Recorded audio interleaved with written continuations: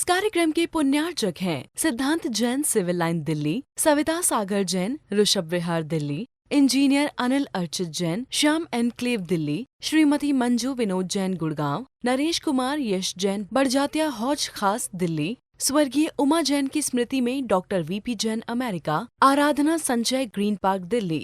वंदितु सौविसिद्धे ध्रुविमचल मनोभवं गतिं पते वोच्छामि समय पाहुड मणिमोसुद केवली भणिदम।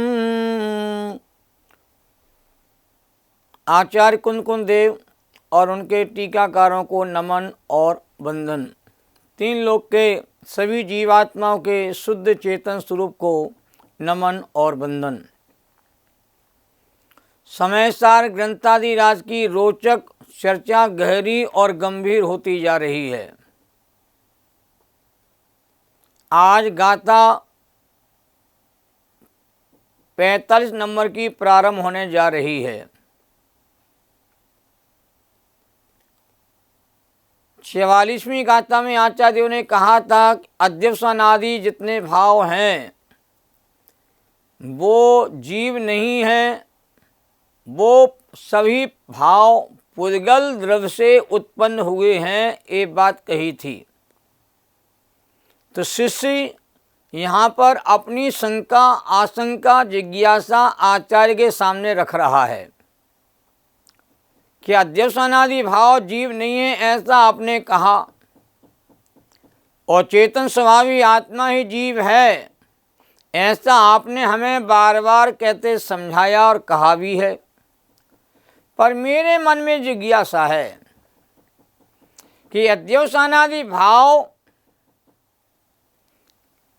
कथनचित चेतन के साथ संबंध रखने वाले हमें प्रतिभाषित होते हैं, और रागादि विकारी भाव चेतन में ही होते हैं। किसी जड़ पदार्थ में पुद्गल पदार्थ में रागादि भाव किसी ने कभी भी होते हुए नहीं देखे, न दिखाई देते हैं। पर अध्यवसानादि रागादि भाव को पुद्गल और जड़ क्यों कहा जा रहा है, ये बात कहते हमें समझ में नहीं आ रही। हर शिष्य को अपनी जिज्ञासा रखने का अधिकार है। अज्ञानी भी अपना प्रश्न रख सकता है। तो शिष्य कहते हैं जब रागादि भाव होते जीव में हैं, पुद्गल में होते नहीं हैं, तो रागादि विकारी भाव को अध्यवसानादि भाव को पुद्गल का क्यों कहते हो? जीव में होते जीव का कहना चाहिए, जिसमें होते हैं उसके हैं नहीं, और जिसमें नहीं होते हैं उसे आप बताने जा रहे हो। पुद्गल में होते नहीं पुद्गल का कहते हो, जीव में होते हैं और जीव के कहते हैं आप कहते नहीं हो। ऐसा प्रश्न है। जिसके घर में माल पकड़ा गया है उसको आप नहीं पकड़ रहे हो, और जिसके यहाँ माल पकड़ा नहीं गया उसको आप चोर बता रहे हो। ये बात दुनिया के गले में कैसे उतरेगी? तो जिसमें होते हैं उसके हैं नहीं, जिसमें नहीं होते हैं उसके बताए जा रहे। यह न्याय संगत बात कहते कैसे हो सकती है? तो जिसके यहाँ माल पकड़ा गया है वह माल उसका है नहीं ऐसा कह रहे हैं आप, और जिसके यहाँ माल पकड़ा नहीं गया है उसका माल बताया जा रहा है। ये तो ऐसा लग रहा हमको। तो शिष्य की शंका का जिज्ञासा का समाधान करने के लिए 45 नंबर की गाथा का जन्म हुआ है। हर गाथा का दूसरी गाथा से कोई ना कोई कनेक्शन जुड़ा हुआ है। तो ये 45 में गाथा आई है, शिष्य की शंका का समाधान करने के लिए आई है। गाथा इस प्रकार है। अट्टवियं पियकम्मं शब्बं पोगलमयं जुणावेन्ति यस्य फलं तं वोच्यति दुःखं ति विपचिमाणस्य। पाठांतर भी है, बेनती की जगह बिनती शब्द भी आता है। अमूल गाथा को हम धीरे धीरे पढ़ने का प्रयास करते हैं। अठ विहम पीय कम्मम शब्बम पोगलमयम जिणा बेनती यस फलम तम बुच्चदी दुखम ती विपच्च मानस्य। अब एक साथ पढ़ेंगे। अटविहम पिय कम्मम सब्बम पोगलमयम जिणा बेनती यस फलम तम बुच्चदी दुखम ती विपच्च मानस्य। मूल गाथा को हमें पढ़ने से ऐसा अनुभव होना चाहिए कि हम आचार्य कुंद कुंद के बिल्कुल समीप पहुंच गए हैं। आचार्य जैसे इस गाथा को लिखकर इसके भाव को ग्रहण करते हैं, वैसे हमें इस गाथा के भाव को ग्रहण करने का प्रयास करना चाहिए। हिंदी का अनुवाद देखें। अष्टविधि सब कर्म पूजिगल मैं कहे जिन देव ने सब कर्म का परिणाम दुख में यह कहा जिन देव ने। बहुत सुंदर पद्यानुवाद किया गया है। अन्व्यार्थ और देखा जा रहा है, उसके बाद हम व्याख्या करेंगे, अर्थ को समझेंगे। अष्ट विहम पिए, आठों प्रकार के, सब्बम कम्मम माने समस्त कर्म, पोगलमयम माने पुद्गलमय हैं, ऐसा जिणा, जिणा माने जिनदेव जिनेन्द्र देव, विनती माने कहते हैं, विपच्च मानस से पक्कर उदय में आने वाले, जस माने जिस, कर्म का, फलम माने फल, तम माने प्रसिद्ध, दुखम माने दुख है, तम बुच्चति माने ऐसा कहा है। अब अर्थ क्या है? ज्ञानावरण आदि आठों प्रकार के समस्त कर्म पुद्गल में है, ऐसा जिनेन्द्र भगवान ने कहा है। इस बात को पचाना आसान नहीं है। भगवान की बात हर किसी के गले नहीं उतरती है। जो भव्य जीव होते हैं, ज्ञानी पुरुष होते हैं, भगवान की बात को तत्काल स्वीकार करते। भगवान की बात है तो हमें सरोधारी है। केवली प्रणतम धम्मम शरणम पवज्जामि, हम केवली भगवान के द्वारा बताए गए जैन धर्म की शरण में जाते हैं, ऐसा हम स्वीकार कर लेते हैं। पर अज्ञानी मानने को तैयार नहीं होता। वो कहता ज्ञानावरणादि आठों कर्म तो मैंने बांधे हुए हैं, मैं उसके कर्म के फल को भोगता हूँ, तो कर्मों के फल को जीव भोगता है, ऐसा दुनिया प्रसिद्ध है। और कहा भी जाता है, स्वयं किए जो कर्म शुभा सो फल निश्चय ही बेभो। जो जीव शुभाशुभ कर्म करता है उसके फल को जीव स्वयं भोगता है। स्वयं किए जो कर्म शुभा सो फल निश्चय ही वो भोगते हैं। और स्वयं कर्म करें, फल कोई दूसरा देने वाला हो तो हमारे किए गए कर्म निष्फलता को प्राप्त हो जाते हैं। तो आठों जो कर्म हैं, सभी कर्म जो हैं, 148 कर्म की प्रकृतियां होती हैं। कर्म के संख्या असंख्या अनंतानंत भेद भी होते हैं। वो सारे पुद्गल में हैं। कर्म पुद्गल में ही होता है। कर्म कभी चेतन रूप होता ही नहीं। कर्म को पूरी जैन फिलॉसफी में, हर ग्रंथ में, हर अनुयोग में पुद्गल में कहा, जड़ कहा है। कर्म को चेतन कहा ही नहीं है। द्रव्य कर्म को तो पौद्गलिक माना गया है और भाव कर्म को चैतन्य का विकार कहा जाता है। और नो कर्म शरीर को कहा जाता है। तो शरीर तो पुद्गल में है ही। और ज्ञानावरण जो 8 कर्म होते हैं वो भी पुद्गल में ही होते हैं। ज्ञानावरण, तत्नावरण, मोहिनी, अंतरा, आयु, नाम, गोत्र, वेदनी, 8 कर्म हैं। मूल में 4 घातिया कर्म होते, 4 अघातिया होते हैं। ज्ञानावर्णी, रत्नावर्णी, मोहिनी, अंतरण को 4 घातिया कर्म कहा जाता है। ये आत्मा के स्वभाव को प्रकट होने में कहते हैं बाधक बनते हैं। अनुजीवी गुणों को घात करने में जो निमित्त, उनका नाम घातिया कर्म है।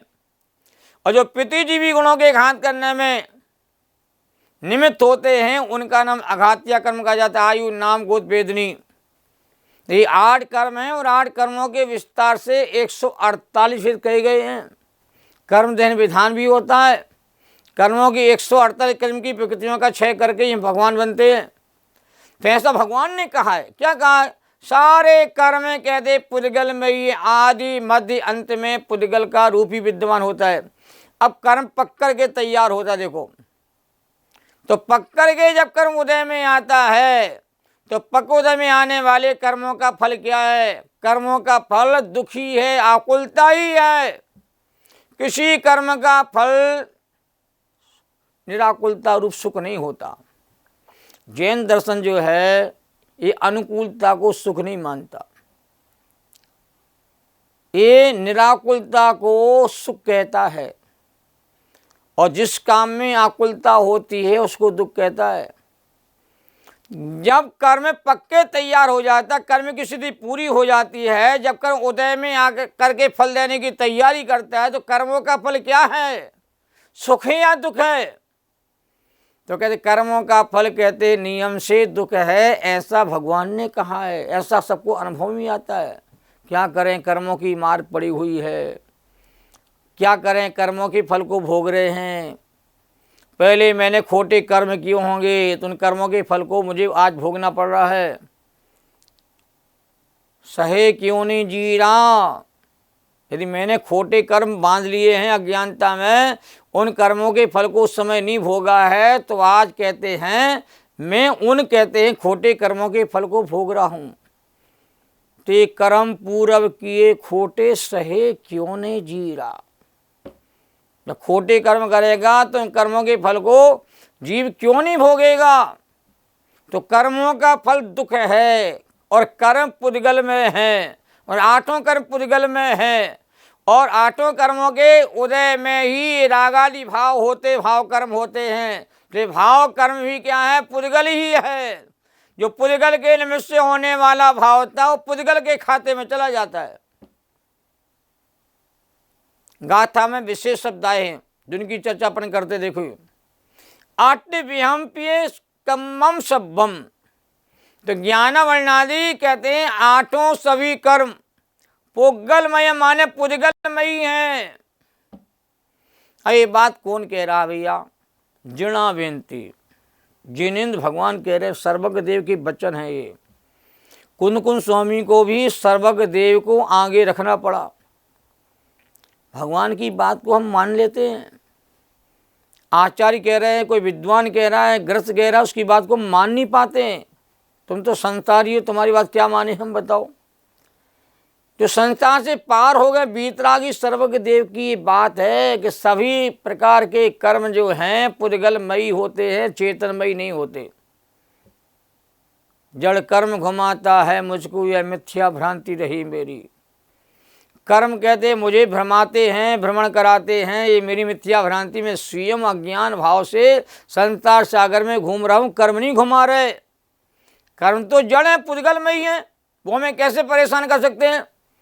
अब कोई पुद्गल द्रव्य है, जड़ द्रव्य है, हमें दुख का कारण बन जाएगा, ऐसा कैसे होगा? तो जीव घूम तो रहा है, तो मोही बन करके घूम रहा है, अज्ञानी होकर के घूम रहा है, कसाई बन करके घूम रहा है, अपने विपरीत परिणामों की सजा जी भोग रहा है। तो किसने कहा? जिन भगवान ने कहा है। भगवान की बात है, हाँ भगवान की बात है, तब क्या भैया स्वीकार करना पड़ेगी। भले तुम्हें अभी प्रारंभ में स्वीकार नहीं हो रही है, पर भगवान ने कही है तो आप कम से कम स्वीकार तो कर लो एक बार। धीरे धीरे भगवान समझाएंगे कर्म के परिणाम पुद्गल क्यों हैं, ये सिद्ध करेंगे आचार्यों।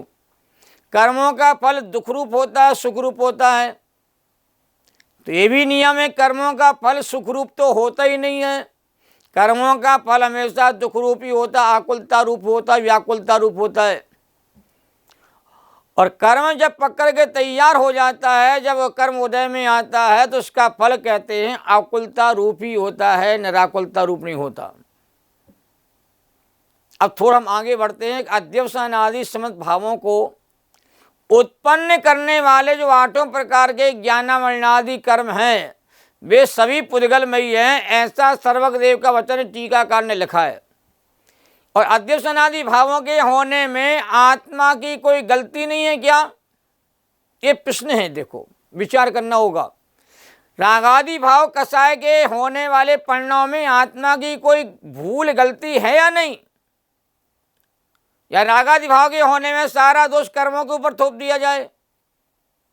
कर्मों ने गलती करी है, कर्मों के उदय में हुए हैं तो कर्मों के खाते में डाल दो, इससे क्या मुक्त हो जाएंगे क्या हम? और सर्वज्ञदेव ने एक कहा कि सारे रागादि विकार भाव पुद्गल द्रव्य के परिणाम हैं, उनसे उत्पन्न हुए, ऐसा सर्व भगवान कह रहे। तो कर्म विचारे कौन भूल मेरी अधिकाई, अग्नि सहे घनघात लोहे की संगति पाई। कर्म तो विचारे जड़ हैं, उनकी भूल थोड़ी, भूल तो मेरी है भैया। अग्नि के ऊपर कहते लोहे वो घात पड़ते ना, तो लोहे की संगति कारण से अग्नि को पिटना पड़ता है, पिटाई अग्नि की होती है। ऐसी जीव की पिटाई हो रही है कर्म की संगति कारण से, कर्म को आत्मा मानने कारण से। दुखी कौन हो रहा बताओ? ये कर्मों के फल को जीव भोगता है कि पुद्गल भोगता है? और अध्यवसानादि भाव जो आकुलता रूप होने से दुख रूपी कहते भाव कहे गए हैं, और शुभाशुभ भावों का फल जीव भोगता है या पुद्गल द्रव्य भोगता है? इस गुत्थी को हमें सुलझाना होगा। ध्यान देना, हमारा स्वभाव तो कर्म से रहित है, शांत है और ज्ञान चेतनामयी है। पर जो आत्मा अपने स्वभाव को भूल जाता है और पर द्रव्य को, पर भाव को, कर्म के परिणाम को आत्मा मान लेता है, ऐसा आत्मा रागादि विकारी भाव करता हुआ कर्म के बंधन में, जंजाल में फंस जाता है।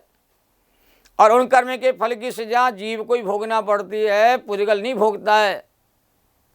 पर रागादि विकारी भाव जीव की भूल है, जीव की गलती है, अपनी कमजोरी से होते हैं।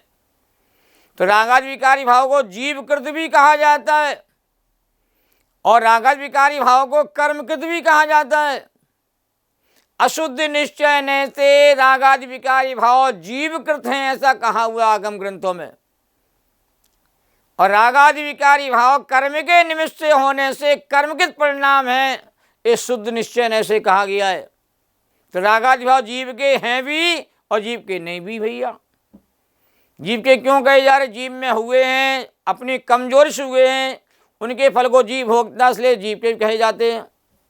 और रागादि विकार आत्मा के स्वभाव से पैदा हुए, आत्मा के भीतर से पैदा हुए, और रागादि विकार कर्म के निमित्त से हुए हैं, इसलिए उनको कर्म के खाते में डाल करके उनको कर्मकृत भी कहा जाता, पुद्गल का कहा जाता है। दोनों विवक्षाएं आगम में आती हैं। इसलिए टीकाकार क्या कहते हैं? यद्यपि अध्यवसानादि भावों का चेतन के साथ अन्वय होने का भ्रम उत्पन्न होता है, तथापि ये आत्म स्वभाव नहीं है। रागादि भाव, रागादि भाव स्वयं को नहीं जानते हैं और पर को नहीं जानते, इसलिए जीव नहीं है, किंतु पुद्गल स्वभावी है। और आचार्य जयसन स्वामी ने लिखा है टीका करते हुए इस गाथा की कि शुद्ध निश्चय से अध्यवसानादि भाव पौद्गलिक हैं और अशुद्ध निश्चय से जीव के, ऐसा द्रव्य संग्रह की टीका में लिखा हुआ है। और रागादि विकारी भाव कहते हैं एक पुद्गल कर्म के परिणाम है, ऐसा समय सार की इस गाथा में कहते कहा है। तो भावार्थ ही महत्वपूर्ण है। जब कर्मोदय आता है तब यह आत्मा दुखरूप परिणत होता है और दुखरूप भाव अध्यवसान है, इसलिए दुखरूप भावों में चेतना का भ्रम उत्पन्न होता है। तो परमार्थ से दुखरूप भाव चेतन नहीं है, विकार आत्मा के स्वभाव से बाहर है, कर्मजन्य है, जड़ है, ऐसा कथन सर्वज्ञदेव ने कहा है। इस स्वच्छंद पोषण करने के लिए नहीं कहा है, ये आत्मा के स्वभाव की अनुभूति करने के लिए बात आगम में कही गई है। तो व्यवहार न्याय से अध्यवसानादि भाव जीव के कहे जाते हैं और निश्चय न्याय से रागादि भाव पुद्गल के कहे जाते हैं। तो क्या माने दोनों में से? इसका समाधान भी कहते अपने को मिलना चाहिए। ना सर्वथा पुद्गल के रागादि भाव है, ना सर्वथा जीव के हैं, न विभाग के द्वारा इसका समाधान निकल आता है। स्वच्छंद विचरण करने के लिए कोई भी कथन आगम में नहीं आता है। स्वयं की कमजोरी को स्वीकार करना चाहिए और अपनी भूल से ये रागादि भाव गए ये भी स्वीकार करना चाहिए, और मेरा स्वभाव चेतन में जानना देखना है ये भी स्वीकार करना चाहिए। तब जीव का समाधान असली रूप में होता है। तो हम सभी लोग रागादि विकारी भावों का होने वाला परिणाम पुद्गल के जान करके अपने स्वभाव की पहचान करें और स्वभाव में जाने का उद्यम करें। ऐसी भावना के साथ अपनी बात को पूर्ण करते हैं। जैनम जयतु शासनम। सभी साधर्मी जनों को मेरा सादर जय जिनेन्द्र। जा वाणी के ज्ञान ते सूझे लोकालोक, सो वाणी मस्तक नमो सदा देती हूँ धोक। सहजानंदी शोध स्वरूपी अविनाशी मैं आत्मस्वरूप, ज्ञानानंदी पूर्ण निराकुल सदा प्रकाशित चेतन रूप, सदा प्रकाशित चेतन रूप। द्वासांग जिनवाणी माता की जय हो। इस कार्यक्रम के पुण्यार्चक थे Sarla Jain, Raj Swati Jain, Rajpur road, Delhi. Ashok Alok Ankit Jain, pharma apartment, Madhu Vihar, Delhi. Aadish Mamta Ankur Jain, Pushpanjali enclave, Delhi. Neeraj Archana Jain, Naman steel Cochin, Delhi. गुप्तदान विश्वास नगर एवं BD state, Delhi. Sunita Sachin Jain, Shri Ram road, Delhi. Adinath capital service, Daryaganj, Delhi.